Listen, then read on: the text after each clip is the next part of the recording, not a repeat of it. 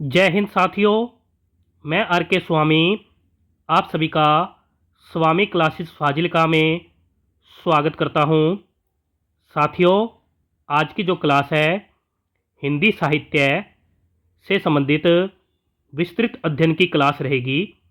और आज की इस क्लास में हम हिंदी साहित्य इतिहास लेखन की प्रमुख पद्धतियों और हिंदी साहित्य इतिहास ग्रंथों का अध्ययन करेंगे।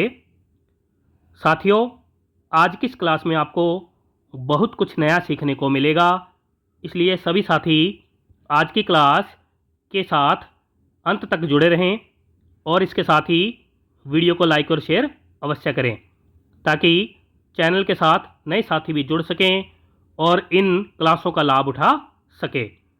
अगर आप हमारे YouTube चैनल पर नए हो तो चैनल को सब्सक्राइब करें, बेल आइकन को अवश्य दबाएं ताकि आप तक नई क्लास का नोटिफिकेशन पहुंच सके। तो शुरू करते हैं आज की क्लास। देखते हैं सबसे पहले साहित्य इतिहास लेखन की प्रमुख पद्धतियां।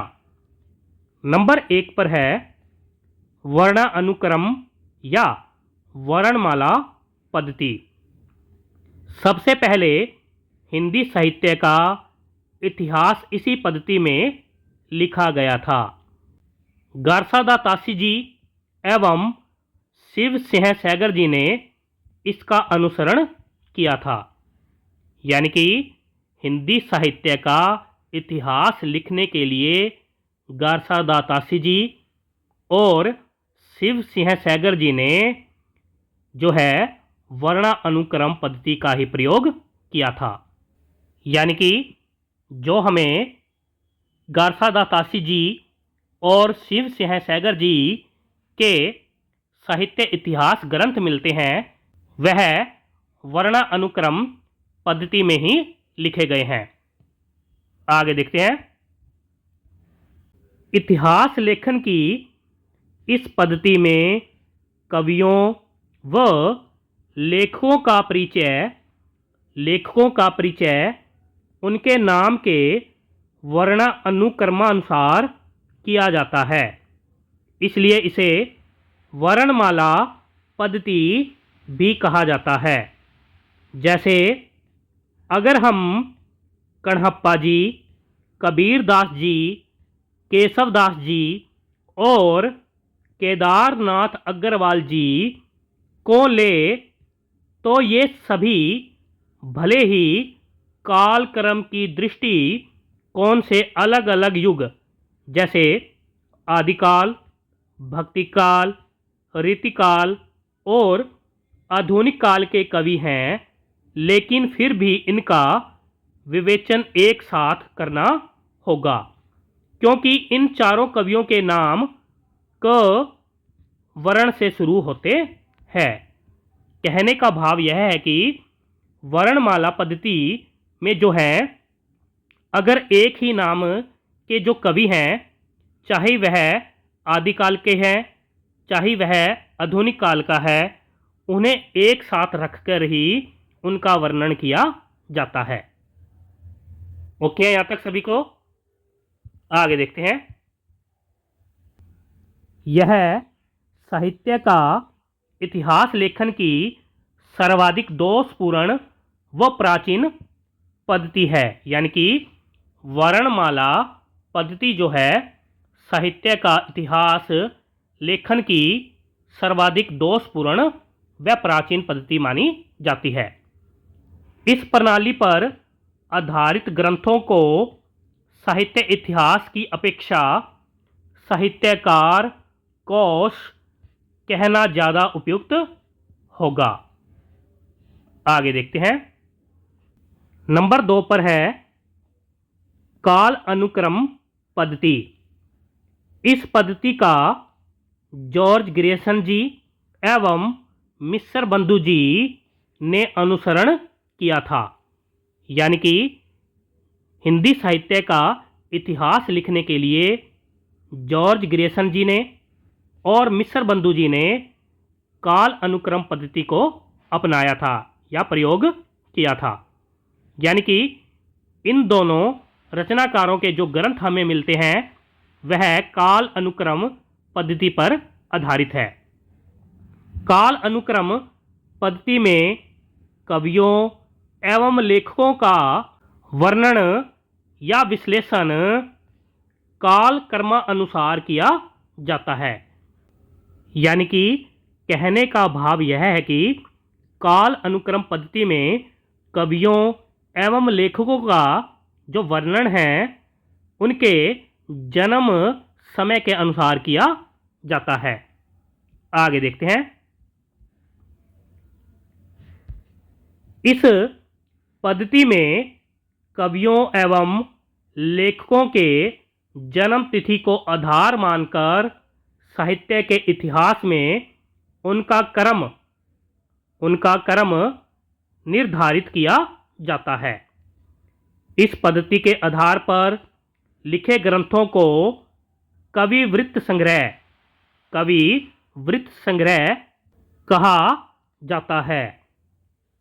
ओके, यहाँ तक सभी को। आगे देखते हैं। नंबर 3 पर है विधेयवादी या परवर्ती मूलक पद्धति। इस पद्धति का आचार्य रामचंद्र शुक्ल जी ने अनुसरण किया था। यानी कि हिंदी साहित्य का इतिहास लिखने के लिए आचार्य रामचंद्र शुक्ल जी ने विधेयवादी पद्धति का प्रयोग किया था। इस पद्धति में समाज एवं साहित्य की परंपराओं के मध्य सामंजस्य स्थापित करने वाला इतिहास शामिल है। विधेयवाद रोमांटिसिज्म के विरोध में आया था। इस पद्धति के अनुसार व्यक्तिवाद को केंद्र में रखा जाता है। विधेयवाद का अर्थ है संदेह के परे, अर्थात किसी भी विवाद के परे जो ज्ञान है उसे विधेयवाद कहा जाता है। आगे देखते हैं। इस पद्धति में साहित्य इतिहास प्रवृत्तियों का अध्ययन युगीन परिस्थितियों के संदर्भ में किया जाता है। साहित्य इतिहास लेखन में यह पद्धति सर्वाधिक उपयुक्त सिद्ध हुई थी। इस विधि यानी कि पद्धति के जन्मदाता तेनजी माने जाते हैं। इन्होंने विधेयवादी इतिहास दृष्टि के लिए जाति, वातावरण और क्षण यानी कि क्षेत्र विशेष को महत्वपूर्ण माना है। यानी कि हम कह सकते हैं कि तेनजी और आचार्य रामचंद्र शुक्ल जी ने हिंदी साहित्य का इतिहास लिखने के लिए 3 आधार माने हैं: जाति, वातावरण, क्षण यानी कि क्षेत्र। आगे देखते हैं। जाति नंबर 1 पर है जाति। इसके अंतर्गत मुख्य रूप से सामाजिक परिस्थितियों में स्वयं के विचारों को फैलाना शामिल किया जाता है। नंबर 2 पर है वातावरण। इसके अंतर्गत हमारे आसपास का समाज जिस चित्तवृत्ति से गुजर रहा है उसी के अनुसार या उन्हीं विचारों को आधार मानकर साहित्य लेखन किया जाता है। यानी कि कहने का भाव यह है कि इसके अंतर्गत जो है, इस पद्धति के अंतर्गत जो हमारे आसपास का वातावरण है उसी को आधार मानकर साहित्य इतिहास लिखा जाता है। आगे देखते हैं। नंबर 3 पर है क्षण या क्षेत्र विशेष। इसके अंतर्गत किसी विशेष क्षेत्र या क्षण की एक समान विचारधारा को समुच्चय रूप में लिखा जाता है। अंततः हम कह सकते हैं कि विधेयवादी पद्धति के अंतर्गत मुख्य रूप से साहित्यकारों की रचनाओं में जाति, समुदाय, संघ आदि का प्रभाव देखने को मिलता है। और साथ ही रचनाकार के आसपास का वातावरण, राजनीतिक, सांस्कृतिक, आर्थिक आदि प्रवृत्तियाँ भी साहित्य सृजन पर प्रभाव डालती है। ओके, यहाँ तक सभी को। आगे देखते हैं। नंबर 4 पर है वैज्ञानिक पद्धति। इस पद्धति का डॉक्टर गणपति चंद्र गुप्त जी एवं रमाशंकर शुक्ल रसाल जी ने अनुसरण किया था। यानी कि डॉक्टर गणपति चंद्र गुप्त जी और रमाशंकर शुक्ल रसाल जी ने हिंदी साहित्य इतिहास लिखने के लिए वैज्ञानिक पद्धति का प्रयोग किया था। यह पद्धति कार्ल मार्क्स के द्वंद्वात्मक भौतिकवाद पर आधारित है। वैज्ञानिक पद्धति के इतिहासकार प्रत्येक वस्तु में एक अनिवार्य और गतिशील विकास प्रक्रिया को देखते हैं। इस पद्धति में साहित्य इतिहासकार तटस्थ और निरपेक्ष होकर तथ्यों का संकलन करता है और क्रमबद्ध एवं व्यवस्थित करके विश्लेषण करता है।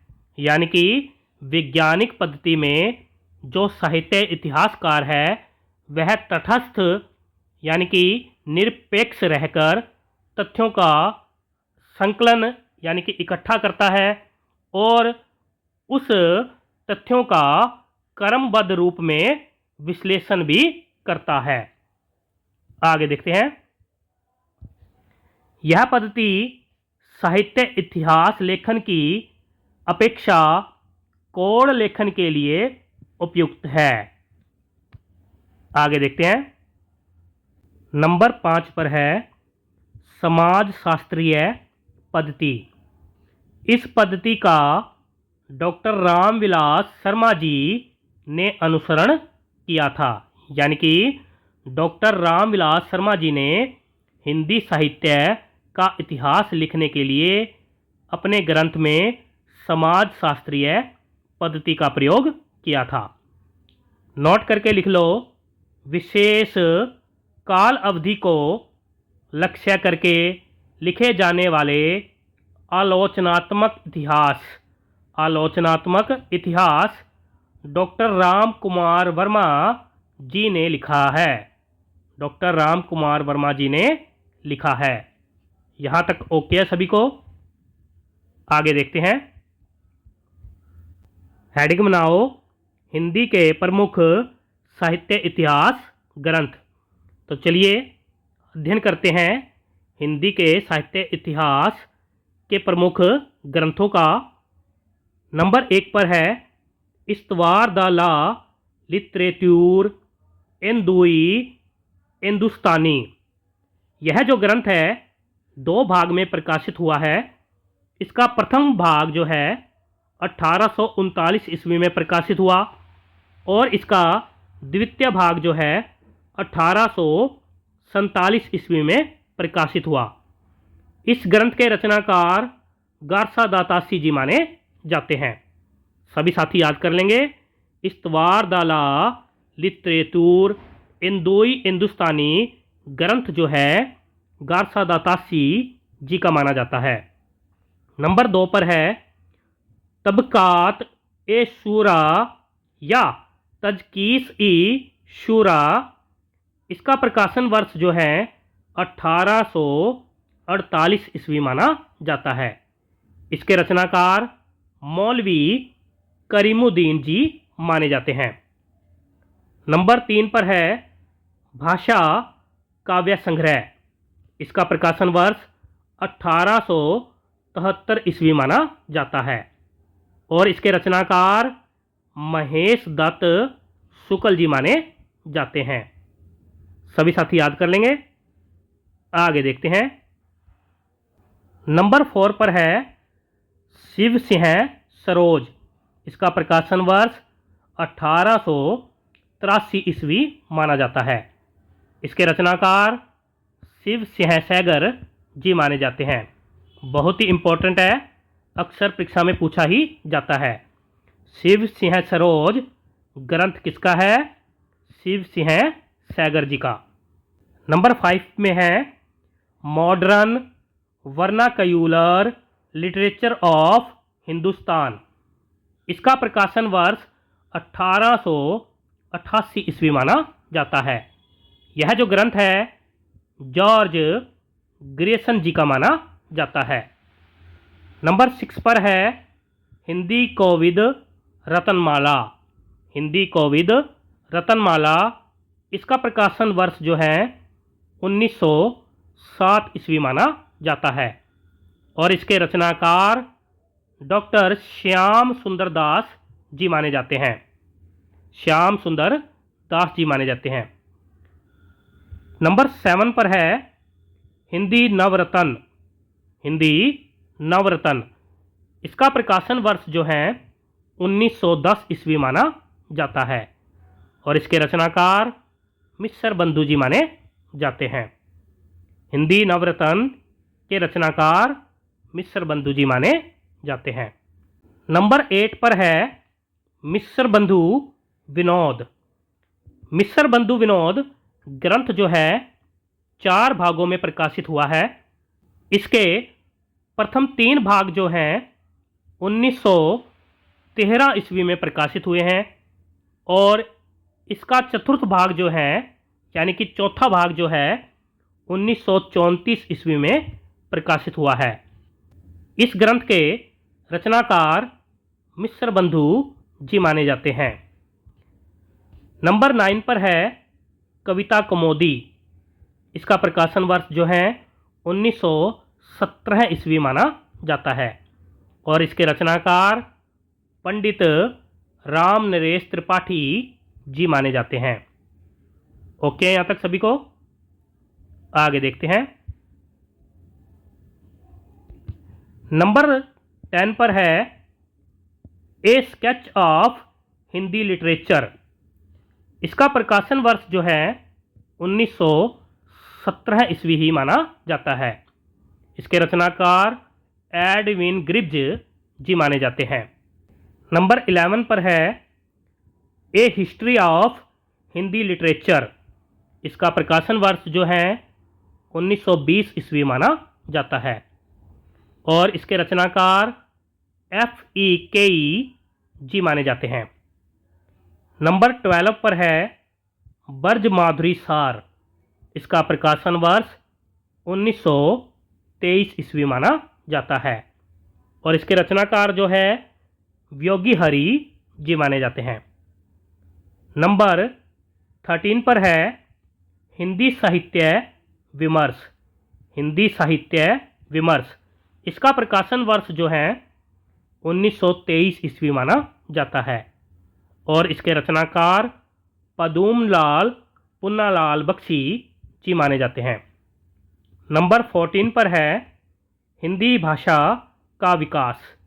इसका प्रकाशन वर्ष जो है 1924 ईस्वी माना जाता है और यह ग्रंथ जो है डॉक्टर श्याम सुंदर दास जी का माना जाता है। नंबर 15 पर है हिंदी। इसका प्रकाशन वर्ष जो है 1925 ईस्वी माना जाता है और इस ग्रंथ के रचनाकार बद्रीनाथ जी माने जाते हैं। नंबर 16 पर है हिंदी के मुसलमान कवि। इसका प्रकाशन वर्ष जो है 1926 ईस्वी माना जाता है और यह ग्रंथ जो है गंगा प्रसाद अखौरी जी का माना जाता है। हिंदी के मुसलमान कवि ग्रंथ के रचनाकार जो हैं गंगा प्रसाद अखौरी जी माने जाते हैं। आगे देखते हैं। नंबर 17 पर है सुकवि सरोज। इसका प्रकाशन वर्ष 1927 ईस्वी माना जाता है और इसके रचनाकार गौरी शंकर द्विवेदी जी माने जाते हैं। नंबर 18 पर है हिंदी साहित्य का इतिहास। हिंदी साहित्य का इतिहास, और इसका प्रकाशन वर्ष जो है 1929 ईस्वी माना जाता है। इसके रचनाकार आचार्य रामचंद्र शुक्ल जी माने जाते हैं। बहुत ही महत्वपूर्ण है, यानी कि इम्पोर्टेंट है, सभी साथी याद कर लेंगे। हिंदी साहित्य का इतिहास ग्रंथ का प्रकाशन वर्ष जो है 1929 ईस्वी माना जाता है, और इसके रचनाकार जो हैं आचार्य रामचंद्र शुक्ल जी माने जाते हैं। आगे देखते हैं। 19 नंबर पर है हिंदी साहित्य का विवेचनात्मक इतिहास।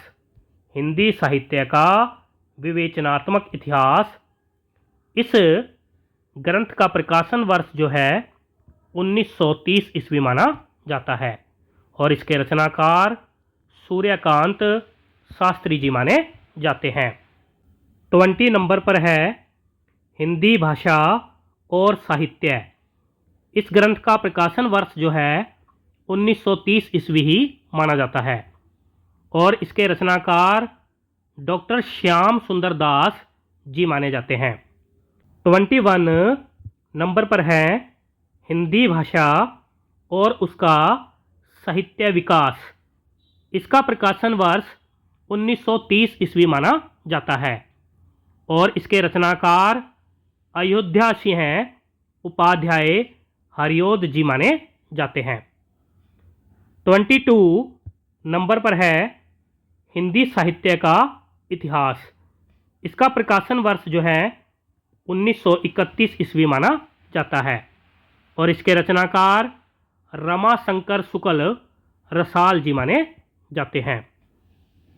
आगे देखते हैं। 23 नंबर पर है आधुनिक हिंदी साहित्य का इतिहास।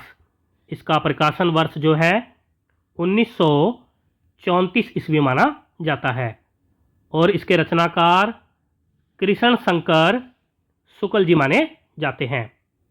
24 नंबर पर है पुरातत्व निबंधावली।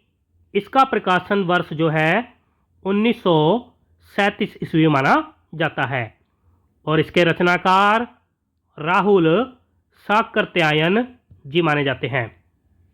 25 नंबर पर है हिंदी साहित्य का आलोचनात्मक इतिहास। हिंदी साहित्य का आलोचनात्मक इतिहास।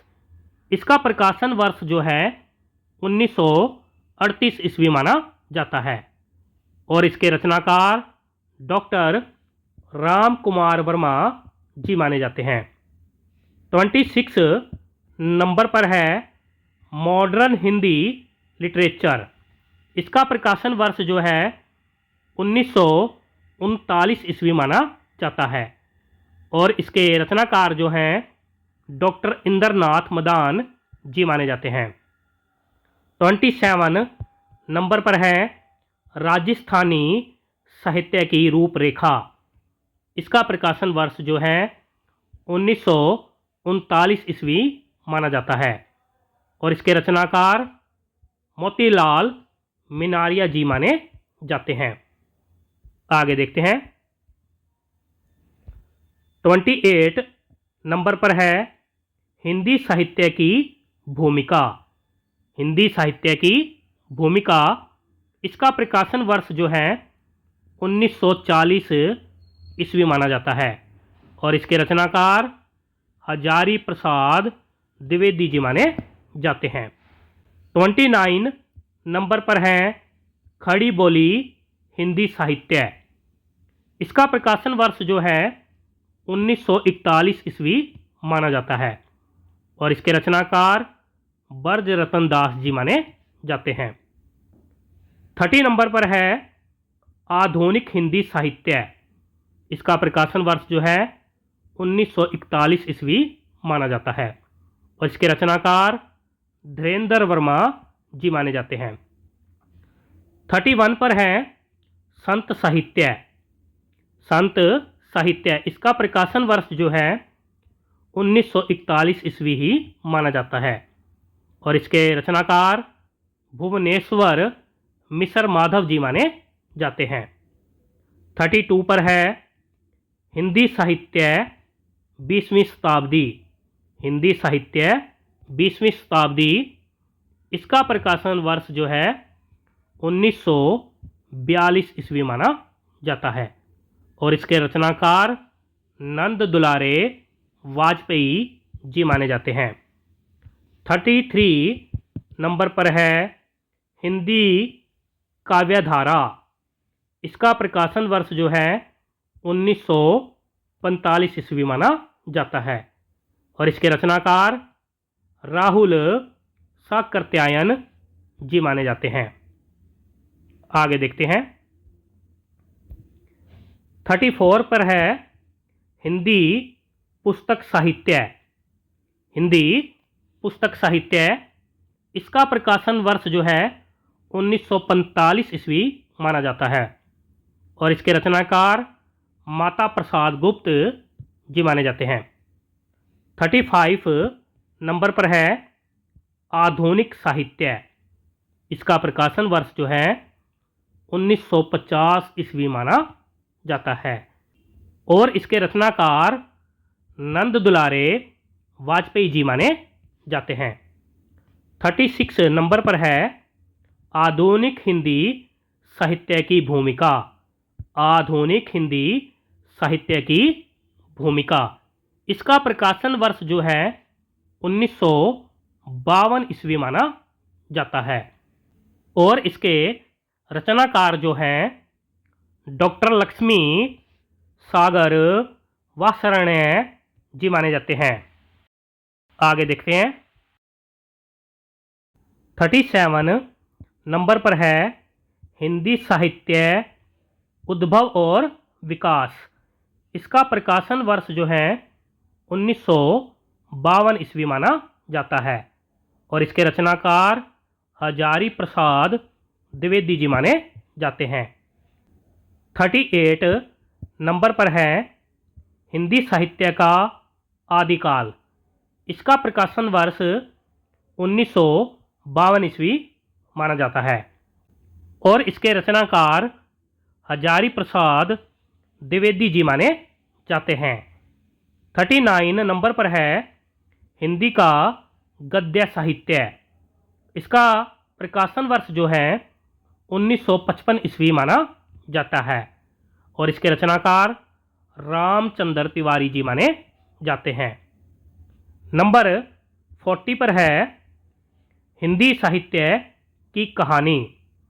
हिंदी साहित्य की कहानी, इसका प्रकाशन वर्ष जो है 1957 ईस्वी माना जाता है।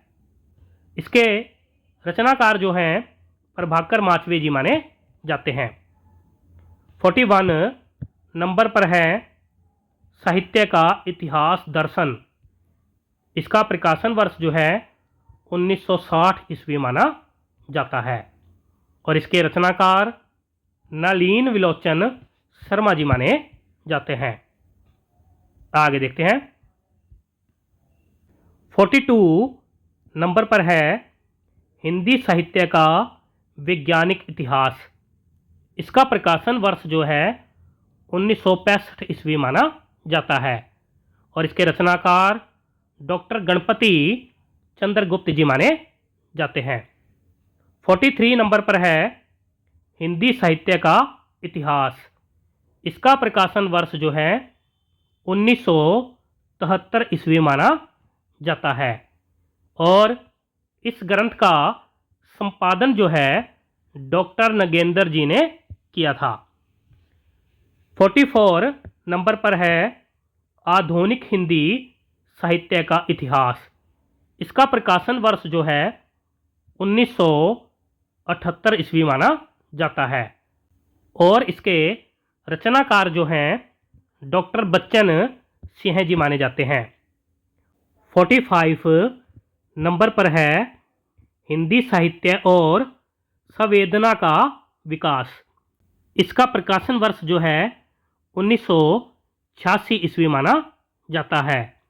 और इसके रचनाकार राम स्वरूप चतुर्वेदी जी माने जाते हैं। 46 नंबर पर है हिंदी साहित्य का समीक्षात्मक इतिहास। इसका प्रकाशन वर्ष जो है 1993 ईस्वी माना जाता है और इसके रचनाकार जो हैं वासुदेव सिंह जी माने जाते हैं। आगे देखते हैं। 47 नंबर पर है हिंदी साहित्य का दूसरा इतिहास। हिंदी साहित्य का दूसरा इतिहास। इसका प्रकाशन वर्ष जो है 1996 ईस्वी माना जाता है और इसके रचनाकार जो हैं डॉक्टर बच्चन सिंह जी माने जाते हैं। 48 नंबर पर है हिंदी उपन्यास का इतिहास। इसका प्रकाशन वर्ष जो है 2002 ईस्वी माना जाता है और इसके रचनाकार गोपाल राय जी माने जाते हैं। 49 नंबर पर है हिंदी साहित्य का आधा इतिहास। इसका प्रकाशन वर्ष जो है 2003 ईस्वी माना जाता है और यह ग्रंथ जो है सुमन राजे जी का माना जाता है। 50 नंबर पर है हिंदी कहानी का इतिहास। इसका प्रकाशन वर्ष जो है 2007 ईस्वी माना जाता है और इसके रचनाकार गोपाल राय जी माने जाते हैं। 51 नंबर पर है हिंदी साहित्य का सरल इतिहास। इसका प्रकाशन वर्ष जो है 2007 ईस्वी माना जाता है और इसके रचनाकार विश्वनाथ त्रिपाठी जी माने जाते हैं। 52 नंबर पर है हिंदी साहित्य का विवेचन परक इतिहास। इसका प्रकाशन वर्ष जो है 2008 ईस्वी माना जाता है और इसके रचनाकार मोहन अवस्थी जी माने जाते हैं। 53 नंबर पर है हिंदी साहित्य का परिचयात्मक इतिहास। इसका प्रकाशन वर्ष जो है 2010 ईस्वी माना जाता है और इसके रचनाकार भगीरथ मिश्र जी माने जाते हैं। आगे देखते हैं। 54 नंबर पर है हिंदी साहित्य का समग्र इतिहास। इसका प्रकाशन वर्ष जो है 2019 ईस्वी माना जाता है और इसके रचनाकार जो हैं राम किशोर शर्मा जी माने जाते हैं। सभी साथी याद कर लेंगे। प्यारे साथियों, ये थे हिंदी साहित्य इतिहास के प्रमुख साहित्य इतिहास ग्रंथ। आशा करता हूँ आज की इस क्लास में आपको बहुत कुछ नया सीखने को मिला होगा। इसी प्रकार से निरंतर अध्ययन करने के लिए चैनल को सब्सक्राइब करें, बेल आइकन को अवश्य दबाएं ताकि आप तक नई क्लास का नोटिफिकेशन पहुंच सके। अगर आपने हमारी पहली वाली क्लासें नहीं देखी हैं तो आप प्ले लिस्ट में जाकर उन क्लासों को अवश्य देखें और हिंदी की बेहतर तैयारी करें। तो मिलते हैं अगली क्लास में, तब तक के लिए जय हिंद।